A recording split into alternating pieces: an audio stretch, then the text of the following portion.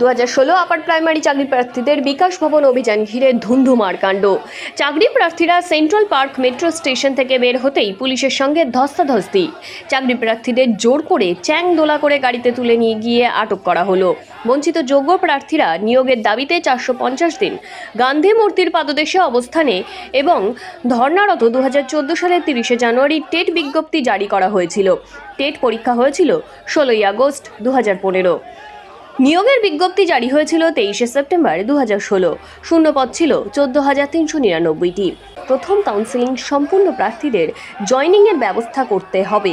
আইনি বাধা না থাকা সত্ত্বেও দ্বিতীয় কাউন্সেলিংয়ের নোটিশ এখনও পর্যন্ত অবিলম্বে জারি করা হয়নি, তা করতে হবে। মেধা তালিকাভুক্ত যোগ্য প্রার্থীদের ধারাবাহিকভাবে কাউন্সেলিং এবং জয়নিং দিতে হবে। ইতিমধ্যেই নিয়োগের দাবিতে মুখ্যমন্ত্রীর সঙ্গে 3 বার তারা দেখা করেছেন। 14 সেপ্টেম্বর 2016-তে সিঙ্গুরের সভায়, 21 জুন 2021 নবান্ন, 30 মে 2023 নবান্নের সভা গিয়ে আজও পর্যন্ত মেলেনি চাকরি। এই সমস্ত দাবি নিয়ে তাদের বিকাশ ভবন অভিযান।